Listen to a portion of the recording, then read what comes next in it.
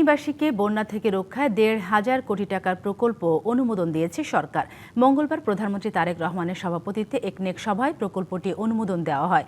এটি বাস্তবায়িত হলে উজান থেকে নেমে আসা পানিতে সৃষ্ট বন্যা থেকে মুক্তি পাবে ফেনীর মানুষ। প্রতি বছর বৃষ্টি ও উজানের পানির চাপে নদী ভাঙনে ফেনীতে বন্যা দেখা দেয়।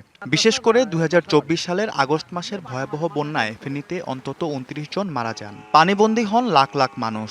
নদীতে অতিরিক্ত পলি জমে স্বাভাবিক পানি প্রবাহ কমে যায়। ক্ষতিগ্রস্ত হয় নদীর বাঁধ ও তীর।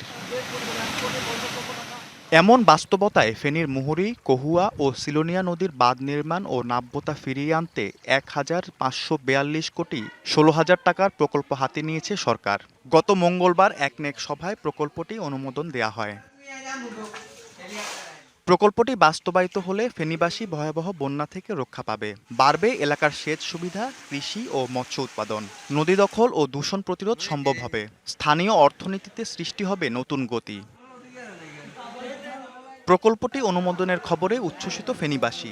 এলাকাবাসী জানান তারা আর ত্রাণ চান না। প্রয়োজনে সেনাবাহিনীর মাধ্যমে টেকসই ও মজবুত বাঁধ নির্মাণের দাবি তাদের। ২৪-এর বন্যায় ফেনী অঞ্চলের মানুষের যে ভয়াবহতা রূপ নিয়েছিল, মানুষ আর এই ভয়াবহ বন্যা দেখতে চায় না।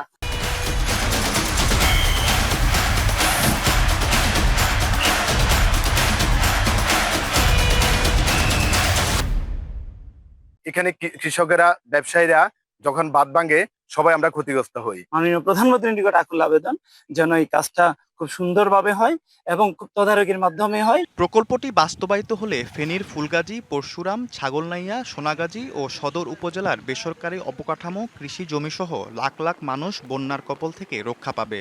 এই প্রকল্পটি যদি সুষ্ঠুভাবে বাস্তবায়ন সম্পন্ন হয় তাহলে ফেনীর মানুষ যে হঠাৎ যে ফ্ল্যাশ ফ্লাডে যে বন্যার মাধ্যমে যে প্লাবিত হয়ে যায় সেটি থেকে সুরক্ষা হবে। আমাদের ফেনীবাসীর দীর্ঘদিনের যে কষ্ট, মুহুরী, কহুয়া, সিলোনিয়া নদীর যে বাঁধ থেকে রক্ষার জন্য যে প্রকল্প, সেই প্রকল্প গত কয়েকদিন আগে একনেকে পাশ হয়েছে। এই কাজের মাধ্যমে শুধু ফেনীবাসী উপকৃত হবে না, লক্ষ্মীপুর, নোয়াখালী সহ আশেপাশে যারা আছেন সবাই উপকৃত হবে। প্রকল্পটি দ্রুত বাস্তবায়ন হবে এমন প্রত্যাশা ফেনীবাসীর। DBC news desk.